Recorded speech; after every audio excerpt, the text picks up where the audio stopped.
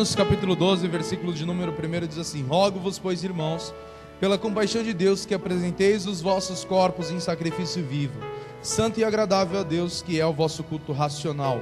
E não sede conformados com este mundo, mas sede transformados pela renovação do vosso entendimento, para que experimenteis qual seja a boa, agradável e perfeita vontade de Deus.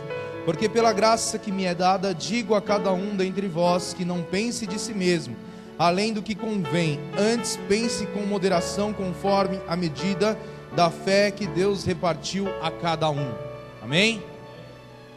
Porque pela graça que me é dada, digo a cada um dentre vós que não pense de si mesmo além do que convém, antes pense com moderação, conforme a medida da fé que Deus repartiu em cada um. Amém? Pode sentar em nome do Senhor Jesus. Aleluia, glória a Deus. Louvado, exaltado, engrandecido seja o santo nome do Senhor Jesus. Falei para o pastor Ricardo assim, eu falei: pastor, você me dá um tema desse para pregar, eu preciso de pelo menos uma semana para estudar essa mensagem, para poder pregar em cima de um tema desse, né? Mas eu tenho certeza que o Espírito Santo de Deus falará aos vossos corações, aos nossos corações, porque Ele tem falado comigo também. Algo que é importante nós observarmos aqui é que o apóstolo Paulo escreveu a carta aos Romanos. E muitas cartas, embora fossem direcionadas a uma comunidade, a uma pessoa específica, elas tinham um sentido muito mais amplo do que o aplicado na época em que foi escrita. Essa carta, ela não era uma carta só aos romanos. Talvez se hoje nós pudéssemos dizer assim: olha, a carta aos romanos, poderíamos dizer a carta à Igreja Evangélica Missão Porta da Salvação, a carta ao pastor Felipe, a carta ao pastor Ricardo, a carta ao pastor Paulinho, a carta ao seu nome. Agora diga assim: a carta ao... Aí fala o seu nome agora. Mais uma vez, a carta a Felipe. Essa carta, com certeza, se ela fosse direcionada a cada um de nós, ela não fugiria muito daquilo que nós temos vivido. A carta aos Romanos é uma carta para os dias de hoje. É uma carta direcionada para a igreja de Cristo nos dias atuais. Muita gente acha que a Bíblia é um livro ultrapassado. Muita gente acha que a Bíblia já não é mais um livro para ser seguido ao pé da letra, que ela já não contém mais ensinamentos, ou ela não contém mais referências para que possam ser vividas no dia de hoje. A sociedade evoluiu, o mundo evoluiu, os povos evoluíram, a cultura evoluiu, mas a Bíblia, ela permanece muito à frente do seu tempo, porque ela não foi escrita por um homem, mas ela é a palavra de Deus, viva e eficaz, para trazer transformação e mudança para mim e para a sua vida. Ela é o nosso único manual de regra de fé e prática. Eu confesso para os irmãos que hoje em dia eu me sinto envergonhado de ver o evangelho que muitas vezes é pregado hoje em dia. Eu fui orar no monte hoje 5 horas da manhã. Quando eu voltei, eu orei pouco tempo, porque a Júlia tinha que ir para a escola. Quando eu voltei, a minha esposa estava preparando a minha filha para ir para a escola. A perua passa 6h20 da manhã, 6 horas da manhã. Eu estou com o controle remoto da televisão, nos principais canais de televisão, cultos evangélicos. Porém, se a gente pegar cada um desses cultos, a gente coloca tudo dentro de um saco e joga fora, porque não é evangelho. É um evangelho prostituído, um evangelho promíscuo, um evangelho de servir-se de Deus e não de servir a Deus. É a água de Israel que se vende, é o sal grosso, é não sei o que das 7 sextas-feiras, é não sei o que de venha e passe no corredor, você precisa fazer isso, pagar isso. O que é um sincretismo religioso muito grande. A pessoa, para que ela possa ministrar um culto, ela está toda de branco, ela mais parece um líder espírita ou um pai de santo, que pai de santo não é, que só tem um que é Deus, né? Do que um pastor ou um ministro evangélico. Porém, não é disso que eu quero falar hoje. Não é sobre esse o tema da mensagem dessa noite. Mas o que eu quero trazer para vocês é que a realidade é que o nosso culto deve ser um culto racional, como o pastor Ricardo bem falou. Quando nós olhamos muitas vezes para a origem dos povos, a origem das religiões, nós vemos cultos que foram dedicados a certos deuses. Nós temos, por exemplo, Baal-zebu, que era o senhor das moscas, uma deusa que era muito difundida na época da Grécia, também na época dos apóstolos, chamada Diana. Obrigado quem chutou aí, minha esposa, né? Deusa Diana, que era uma deusa que era a deusa da fertilidade. Os cultos à deusa Diana eram cultos onde eram cultos regados a muita bebida, muita comida. Eles comiam, se fartavam e se prostituíam durante esses cultos. E depois durante os rituais, eles iam lá, colocavam o dedo na goela para soltar tudo para fora, para que eles pudessem continuar naquela orgia, naquela comilança. E muitas vezes as pessoas elas têm entregue as suas vidas ao Deus da prostituição, ao Deus da bebida, ao Deus deste século, ao Deus dos vícios, aos deuses, e tem servido outros deuses muitas vezes sem nem mesmo saber. Sabe como? Fazendo a vontade deles. A palavra do Senhor diz assim: olha, não sabeis vós que o diabo é o pai da mentira, e quem mente faz a vontade do seu pai. Ou seja, a pessoa que mente, ela está prestando um culto a quem? Ao diabo. A pessoa que bebe, ela está prestando um culto a quem? Tem um demônio que é chamado dentro da Umbanda, chamado Zé Pilitra. Esse demônio é responsável por vícios. E tantas outras entidades. Eu não vou ficar aqui dando ibope para demônio, ficar falando o nome de demônio, porque não foi para isso que Deus me chamou. Mas para que vocês entendam, muitas vezes as pessoas prestam um culto irracional, adoram um Deus sem saber que está adorando aquele Deus. E quando a gente for falar de idolatria e Deus, nós podemos passar a noite inteira aqui falando de Deus. Mas Deus nos chamou para servir a Deus racionalmente. E era isso que o apóstolo Paulo estava dizendo para os romanos. Olha, vocês devem apresentar a Deus como um sacrifício vivo, oferecendo a Deus um culto racional. O que é um culto racional? Não há indução, não há lavagem cerebral, não há nada disso. Você vem aqui, você tem obrigação de raciocinar sobre o que está sendo dito. A palavra de Deus diz que Paulo, ele prega numa cidade, ele prega em muitas cidades, mas quando ele prega em Bereia, ele elogia aquela cidade em Atos, dizendo assim, em Atos capítulo 16, que os crentes de Bereia, eles eram mais excelentes do que os crentes das outras cidades, porque eles examinavam para ver se aquilo que Paulo falava estava em conformidade com a palavra ou não. Eu sempre dei autoridade para os obreiros dessa igreja, ou para qualquer membro dessa igreja.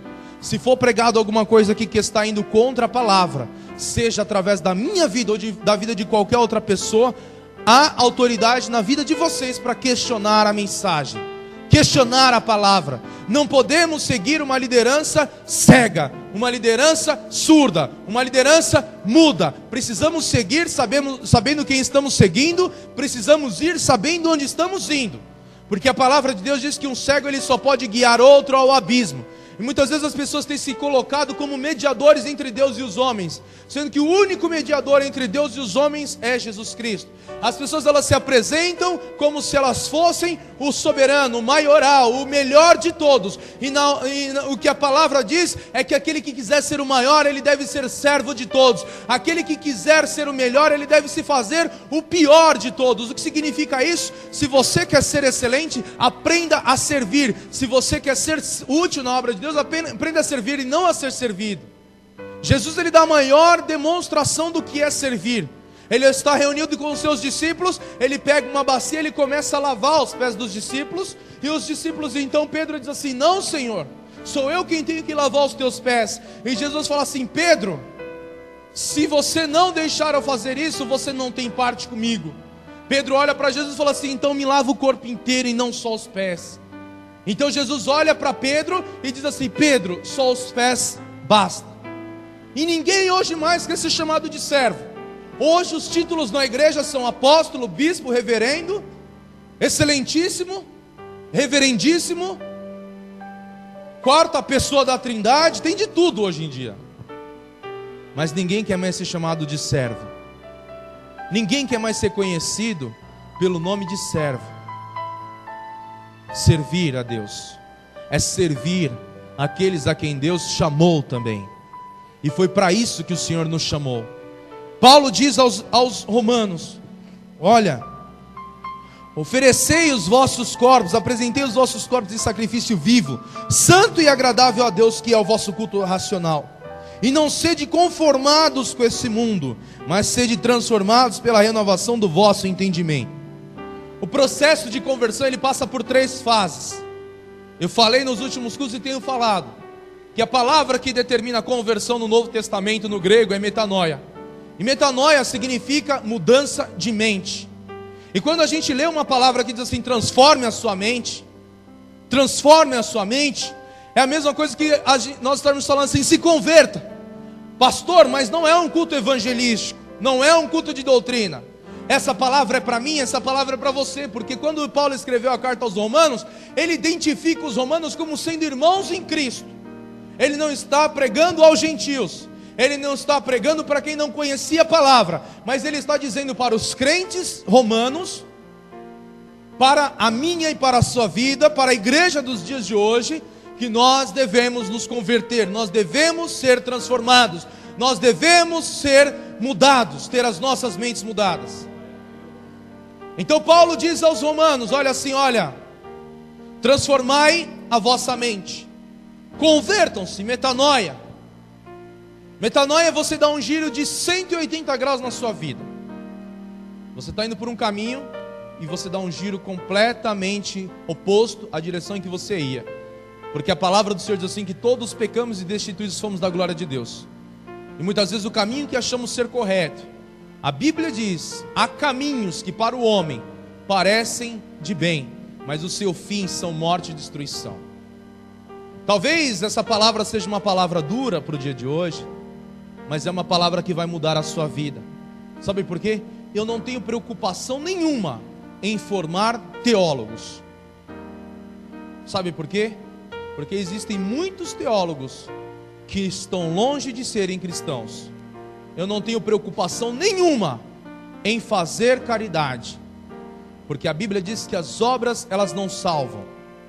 Nós fazemos as obras não para sermos salvos, mas nós fazemos porque nós somos salvos. É papel da igreja ajudar, mas não foi para isso que Deus me chamou. Eu não tenho desejo nenhum, vontade nenhuma.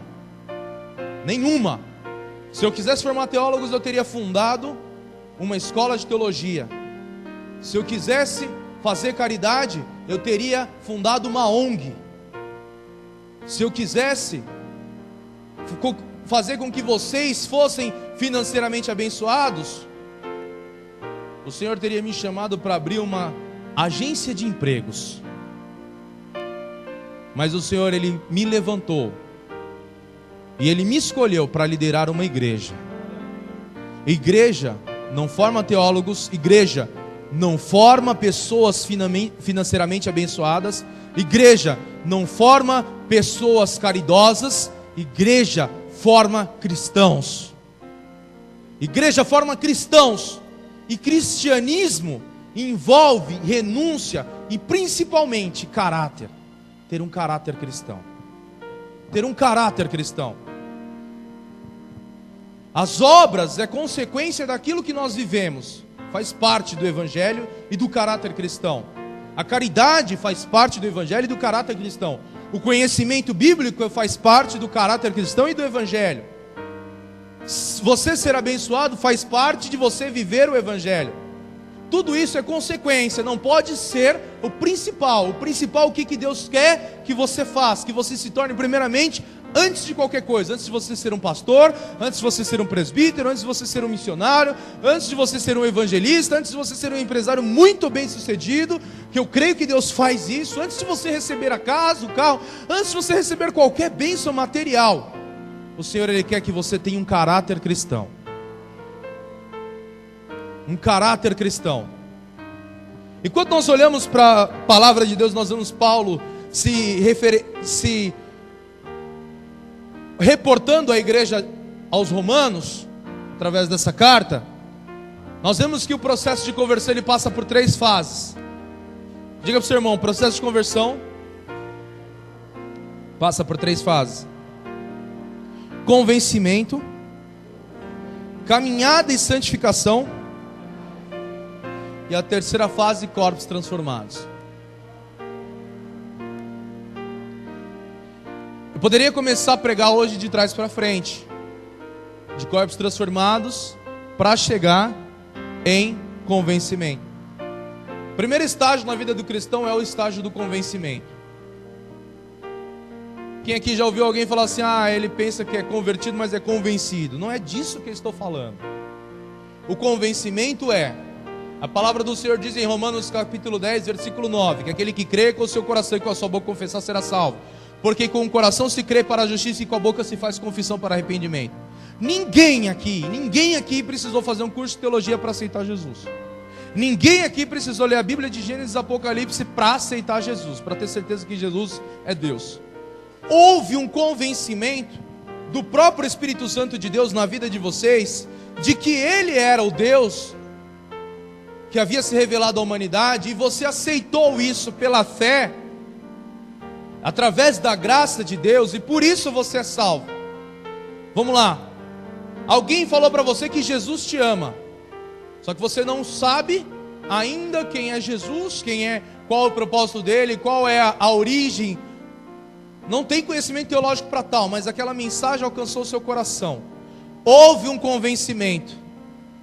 A partir do momento que houve um convencimento em que você declara que você é pecador, e você então passa a desejar isso, e você aceita o Senhor Jesus como seu único e pessoal Salvador, a partir desse dia você é salvo.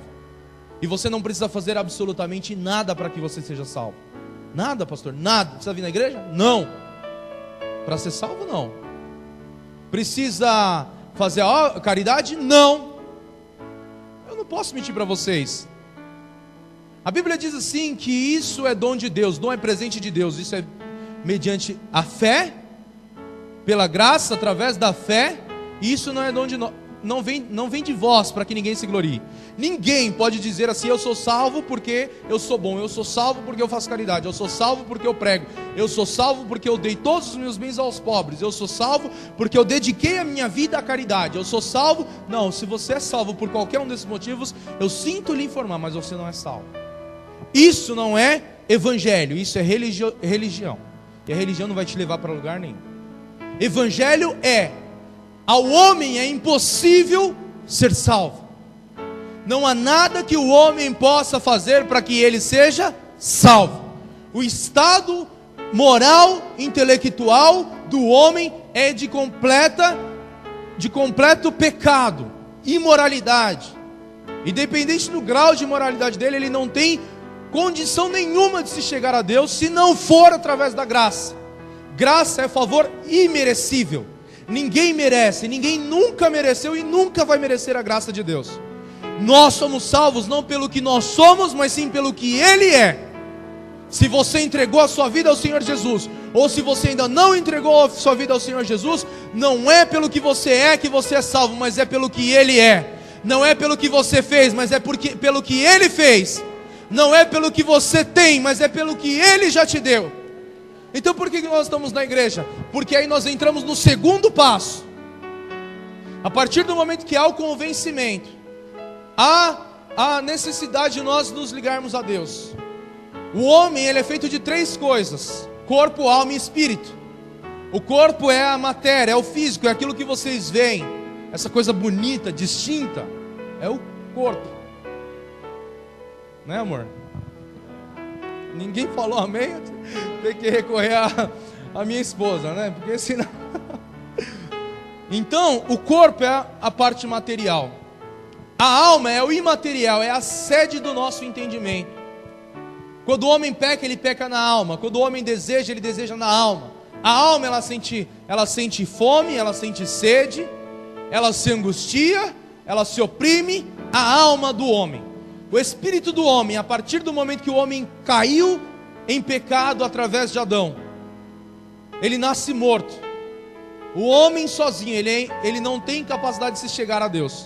Mas a partir do momento que ele aceita o Senhor Jesus, o espírito dele vivifica, e o espírito do homem começa a se ligar ao Espírito de Deus. O espírito do homem é 100% santo. porque é a nossa ligação com o nosso Criador. Aí é onde entra a parte da santificação, caminhada e santificação. Se você não passar pelo segundo passo, é porque você nunca, se você não chegou no segundo passo, é porque você nunca esteve no primeiro. Quando você recebe a graça de Deus, você recebe a salvação, imediatamente o Espírito Santo já começa a produzir mudanças na sua vida, que você começa a reconhecer a sua condição moral e humana, e que você precisa, de alguma forma, mudar os seus caminhos, mudar a sua mente. É aí onde entra a palavra do Senhor, que diz assim: olha, não sede conformados com este mundo, mas sede transformados pela renovação do vosso entendimento. A palavra de Deus diz que quem convence o homem do pecado, da justiça e do juízo vindouro é o Espírito Santo de Deus. Eu não preciso pregar para você saber que mentir é pecado. Existe o Espírito Santo que já tem dito a você que mentir é pecado. Eu não preciso pregar para você saber que pornografia, adultério, lascívia, impureza, tudo isso é pecado. Você, através do Espírito Santo de Deus, já sabe que aquilo é pecado, porque é o Espírito Santo de Deus quem te convence. Você já tem o Espírito Santo de Deus dentro de você. A partir do momento que você aceita o Senhor Jesus, Ele já começa a te trazer o convencimento de que algumas atitudes suas precisam ser mudadas. E uma coisa que é necessário nós entendermos e aprendermos: o processo da santificação é progressivo e diário. Entenda o seguinte: a Bíblia fala de um sacrifício vivo. Em Levítico capítulo 2 fala a respeito, Levítico capítulo 1 fala a respeito de como deveria ser o sacrifício animal. Primeira coisa, o cordeiro era apresentado ao sacerdote. O sacerdote colocava a mão sobre a cabeça do cordeiro, retirando a culpa do povo, passando para o animal. Aquele animal é degolado até a última gota de sangue dele é derramado. Depois que aquele animal é degolado e o sangue dele é derramado, ele então tem as suas patas dianteiras e as suas patas traseiras cortadas. A sua pele é completamente retirada. E depois a sua cabeça é cortada fora. E só então ele pode ser oferecido como um sacrifício. E agora eu quero trazer a revelação de Deus para a sua vida. Primeira coisa, o animal é degolado, ele morre. É quando nós dizemos na palavra do Senhor: não vivo mais eu, mas Cristo vive em mim. Nós não andamos mais segundo as nossas próprias vontades, mas buscamos fazer a vontade daquele que nos chamou para essa obra. Nós buscamos fazer a vontade do Senhor, não para ser aceito, não para que nós possamos ser salvos, mas porque nós somos salvos. Nós já fomos aceitos. A graça de Deus faz isso. Você não precisa mudar para você ser aceito, mas você muda porque você foi aceito. Quando você entra para uma congregação, ninguém fala para você: olha, você precisa mudar isso, isso, isso, isso, isso. Não te dão uma cartilha de regra que você precisa seguir. Mas o Espírito Santo, a Bíblia diz assim que o convencimento ele vem através da palavra. A Bíblia diz que nós somos limpos pela palavra e pelo Espírito. A palavra é quando a palavra é pregada e você ouve e entende que as suas virtudes precisam ser mudadas. E pelo Espírito é quando o Espírito Santo de Deus fala com você que os seus caminhos são caminhos de morte. Você entende que você precisa também mudar os seus caminhos. Não fazemos mais a nossa vida, já não é mais a nossa vida. Nós temos que procurar viver a vida de Deus. Aí nós olhamos para o sacrifício onde as mãos são cortadas. Nós já não podemos colocar as nossas mãos onde nós queremos. Não podemos fazer aquilo que queremos, porque o próprio Espírito Santo de Deus vai nos convencendo de que aquilo já não faz mais parte da nossa vida e que nós precisamos ser mudados. Você pega o telefone, o patrão fala assim: olha, fala que eu não estou, aquilo já te angustia, já te oprime e você sabe que você está fazendo alguma coisa errada. Você começa a zapear a televisão e tem um programa de televisão que você sabe que não vai edificar em nada a tua vida espiritual. E você aquilo vem através de você, o Espírito Santo, e você sabe que aquilo já não é mais para você. Você começa a ver que algumas atitudes suas estão sendo mudadas. Depois as patas traseiras são cortadas, ou seja, nós já não andamos mais onde queremos. A palavra do Senhor diz assim que nós devemos guardar o nosso pé. Não é todo lugar que nós podemos ou devemos ir. Mas a palavra do Senhor diz assim, que a uns tudo é lícito, a outros tudo é ilícito. E aquele que come não julgue que não come. Ou seja, aquilo que para mim pode ser que seja pecado, você pode entender que não. O Espírito Santo de Deus ainda está trabalhando na sua vida. Eu não posso impor sobre a sua vida um fardo e dizer para você, olha, você precisa fazer isso, isso, isso e isso, senão você não é aceito. Mas o próprio Espírito Santo de Deus vai te trazendo esse convencimento. É o Espírito Santo quem faz a mudança nas nossas vidas. E aí nós vamos entender que a pele dele precisa ser tirada. Ou seja, não podemos ser oferecidos em sacrifício vivo, com capa, com uma aparente santidade. Eu prefiro ter uma pessoa na igreja que eu sei que ela está inundada no pecado, mas ela está todos os dias na igreja dizendo, Senhor, me limpa, me purifica, me lava, eu sou isso aqui que os irmãos estão vendo e a gente vai orar e Deus vai transformar, do que ter alguém que com uma aparente santidade está com a vida completamente torta. Sabe por quê? Porque essa pessoa, ela ainda não foi oferecida em sacrifício, ela ainda está com uma capa e essa capa ainda precisa ser tirada. Muitas vezes olhamos para a pessoa que está ao nosso lado e dizemos assim, esse é verdadeiramente um cristão.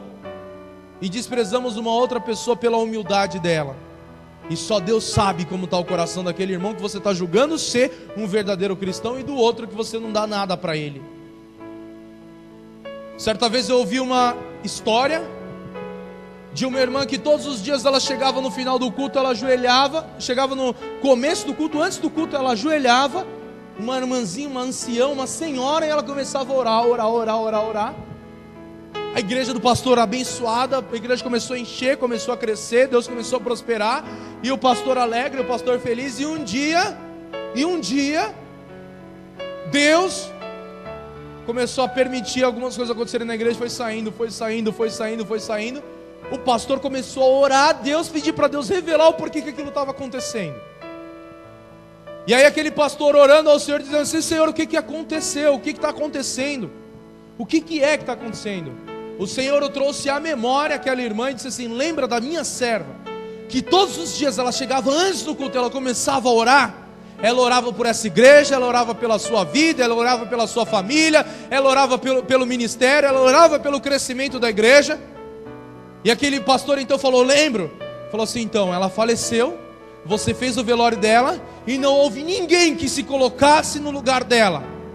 A palavra do Senhor diz assim, que Deus ele olhou em toda a terra e não achou um que se colocasse na brecha. Sabe o que é se colocar na brecha? Se colocar no lugar onde as outras pessoas não desejam estar. Se eu perguntar aqui quem quer pregar no culto de quinta-feira, eu tenho certeza que muitos obreiros aqui vão levantar a mão.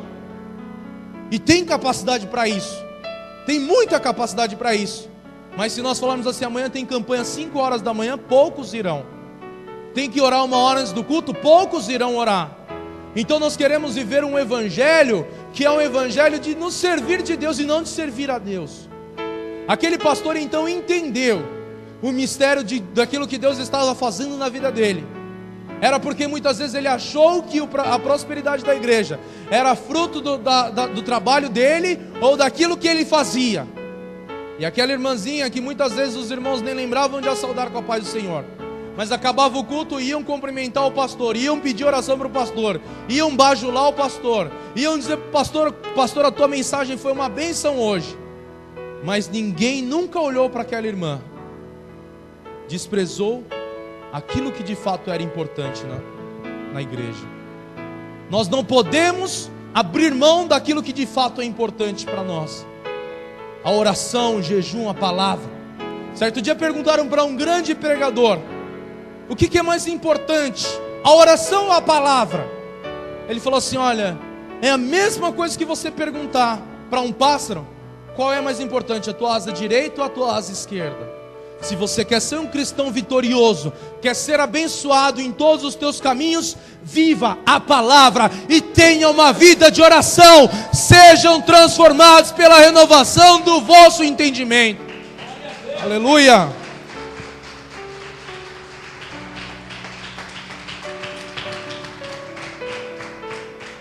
E depois aquele corpo era oferecido em sacrifício, e até a carne toda precisava ser queimada. Queridos, eu não sou nem um pouco melhor do que vocês. Vocês podem ter a mais absoluta certeza. Eu não estou aqui por merecimento. Eu estou aqui pela graça e misericórdia do Senhor. Quando nós olhamos entramos numa sala escura, nós não conseguimos ver imperfeições, nós não conseguimos ver sujeira, nós não conseguimos ver nada. Quando é lançada alguma luz dentro daquela sala, nós já começamos a observar algumas coisas, né? Quando nós lançamos um pouco de luz, nós já conseguimos observar alguma coisa fora do lugar, uma poeira excessiva, uma mancha. Mas quando vem a claridade, até a pior imperfeição aparece. E o processo de santificação é progressivo e diário. Deus tem me mudado até hoje e vai me mudar muito mais. Eu preciso ser mudado, eu preciso ser transformado. Quando eu subo nesse púlpito aqui, eu ajoelho pedindo perdão a Deus pelos meus pecados, tanto quanto vocês. Eu não sou de maneira nenhuma melhor do que vocês. Só que se você já não pede mais a santificação e já não se santifica mais, corre um sério risco de você não ter passado pelo primeiro e pelo segundo processo. Se você hoje não se preocupa mais com a tua salvação, é porque talvez você nem salvo seja. Se você hoje não se preocupa mais com a tua santificação, é porque você precisa aceitar Jesus novamente. Porque o processo de transformação envolve renúncia, envolve o negue-se a si mesmo, pegue a sua cruz e siga-me. Queremos hoje servir a Deus de qualquer maneira. Eu fico muitas vezes, eu tenho esse hábito, se eu orar falando assim, olha, quem aqui precisa se santificar? Você pode ter certeza que eu preciso estar aqui na frente todos os dias. Mas a pessoa acha que pecado é adultério, que pecado é homossexualismo, que pecado é prostituição, que pecado é usar droga, pecado é beber. A palavra do Senhor disse: nós pecamos em atos, palavras e pensamentos. Todos os dias nós precisamos ser mudados. Todos os dias. Eu tenho certeza que a partir do momento que você entrega a sua vida ao Senhor Jesus, o Espírito Santo ele começa a trazer coisas à sua memória, de que você precisa mudar. E não é o pastor que precisa te falar isso, não é o seu irmão que precisa te falar isso, porque muitas vezes isso vem com um peso de julgamento. Mas quando o Espírito Santo convence, isso não se torna pesado, isso se torna prazeroso. Sabe por quê? Todas as vezes que eu vou ministrar um casamento, eu tenho a oportunidade de falar: você amar a pessoa, você não casa para ser feliz, você casa para fazer a outra pessoa feliz. Quando você ama a Cristo verdadeiramente, você faz as coisas não esperando que Ele faça algo por você, mas para você fazer, agradá-lo, servi-lo, honrá-lo, amá-lo, adorá-lo. Eu não sei quantas vezes eu orei ao Senhor pedindo alguma coisa, mas eu posso ser direto para os irmãos: todas as minhas orações eu preciso agradecer ao Senhor pelo que Ele já fez. Preciso agradecer ao Senhor. E a terceira e última fase é a fase dos corpos transformados. A palavra do Senhor diz assim, que o Senhor Jesus, quando Ele morreu e ressuscitou, Ele teve o seu corpo completamente transformado, um corpo glorificado. Ele recebeu um corpo glorificado, de maneira que até os discípulos que viram Ele outrora, como disse Isaías, beleza e formosura nenhuma havia nele. Ele estava completamente desfigurado, ele estava completamente abatido por conta das surras que ele levou. Ele aparece com um corpo completamente glorificado, com um corpo completamente transformado. E nós também teremos esse corpo transformado, porque a palavra do Senhor diz assim, que carne e sangue não pode herdar o reino dos céus, mas nós seremos revestidos em glória. E se Jesus voltar para arrebatar a sua igreja, nós que estamos vivos seremos transformados em glória, diz a palavra do Senhor em 1 Tessalonicenses capítulo 4. E aos que estão mortos também ressuscitarão primeiro. O mar dará conta dos seus mortos, a terra dará conta dos seus mortos, o fogo dará conta dos seus mortos, cada um dará conta dos seus mortos. E todos esses mortos serão transformados em glória, vivificados, ressuscitados, para serem arrebatados com a igreja de Cristo. Arrebatamento, corpo transformado, não tem nada a ver com a doutrina da reencarnação, que é uma doutrina completamente antibíblica. Jesus fala que nós receberemos o mesmo corpo, com a mesma consciência, e nós teremos o nosso corpo transformado. Seremos salvos e transformados, mas você não pode chegar a ter um corpo transformado se você não passar pelos dois outros processos, o do convencimento e a santificação. A santificação é um processo constante, progressivo, diário. Quando a luz está muito forte, até a menor imperfeição aparece. A menor imperfeição aparece. O cristão, ele tem que ser como uma estrela. O cristão verdadeiro, ele tem que ser como uma estrela. Como assim, pastor?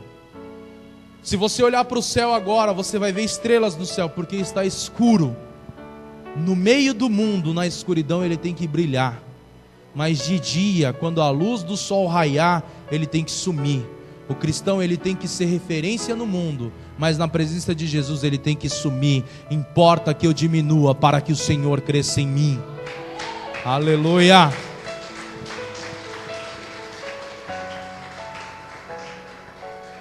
Olha a questão que os discípulos tinham. Pedro, Tiago e João eram os mais chegados a Jesus, eram os mais íntimos discípulos de Jesus. A mãe de Tiago e João chegam para Jesus e falam assim: Jesus, preciso te pedir algo. E Jesus fala assim: diga. Olha, dá a oportunidade dos meus filhos de um se assentar à tua direita e outro se assentar à tua esquerda. Jesus falou assim: olha, o assentar à minha direita ou à minha esquerda não compete a mim, mas ao Pai que está nos céus. A disputa já era dos tempos de Jesus. E muitas vezes vemos na igreja pessoas disputando para ver quem prega mais, quem louva melhor, quem faz mais, quem faz melhor. Você tem que brilhar é lá no seu trabalho, que é onde você não está brilhando. Você tem que ser referencial lá na sua escola, onde você não está sendo. Você tem que ser referencial no meio dos teus amigos, que você não está sendo. Você tem que ser referencial lá no mundo, e você não está sendo. Na igreja você precisa vir, é como pecador mesmo. Senhor, eu sou falho, eu sou pecador, preciso da tua misericórdia, da tua graça. Me ajuda, me limpa, me sara, me cura, me transforma. É isso que eu e você precisamos fazer.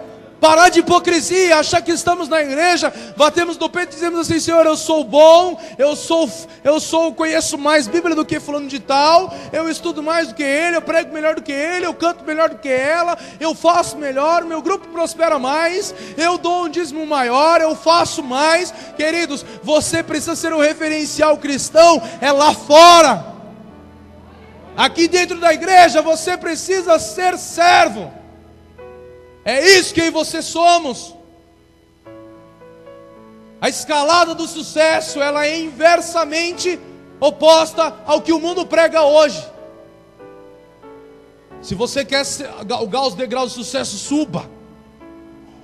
Mas a palavra do Senhor diz assim: humilhai-vos, porém, debaixo da potente mão de Deus, para que ao seu tempo Ele vos exalte. Você quer ser honrado, quer ser exaltado? Desça na presença do Senhor Jesus. Sabe o que é ser servo? É fazer a vontade daquele que te enviou. Transforme a sua mente. Deixa o processo de santificação alcançar a sua vida e mudar a sua vida. Vem para Jesus, vem falando palavrão, vem fumando, vem bebendo. Se tiver 2 mulheres, vem com 2 mulheres. Pode vir do jeito que você tiver. Do jeito que você tiver. Porque o Espírito Santo vai mudar a sua vida e você vai ver que você precisa ser transformado. É Ele quem vai fazer a obra na sua vida, desde que você queira. Desde que você queira. O Senhor Jesus, Ele te aceita da maneira como você é. Desse jeito mesmo. Com falha, com pecado, com erros. Eu vim todo torto. E o Senhor foi trabalhando e tem trabalhado até hoje. Segunda-feira eu estava pregando no presídio, CDP1, e eu preguei. Quando eu preguei, 3 pessoas aceitaram o Senhor Jesus, se reconciliaram com o Senhor Jesus. E mais uns 10 vieram falar para mim assim: pastor, a palavra falou comigo do começo ao fim. Do começo ao fim a palavra falou comigo. Mais ou menos umas 10 pessoas vieram falar comigo no final. Só que não entregaram a sua vida ao Senhor Jesus, porque a desculpa deles é: eu vou lá, quando eu estiver lá fora, eu já estou determinado a servir a Deus lá fora. Sabe qual que é a resposta? Você é um covarde. Porque se você acha que você precisa mudar para você aceitar Jesus, você nunca vai aceitar Jesus, porque você nunca vai mudar antes de aceitar Jesus. As pessoas se enganam, elas mentem para si mesmas, dando desculpas para não querer mudar, dizendo que elas são incapazes de se chegar até Cristo. Na condição em que elas vivem, eu também sou. Eu sou incapaz de me chegar até Cristo se não for pela graça, pela misericórdia de Deus. Agora nós não podemos nos conformar com esse mundo. Nós devemos ser transformados pela renovação da nossa mente, do nosso entendimento. Então que o Espírito Santo ele possa te convencer com essa palavra. Entenda o seguinte: a mensagem para o dia de hoje é: deixe o Espírito Santo de Deus falar com você e dar lugar para você ser mudado. Amém? Aplauda ao Senhor Jesus, aleluia.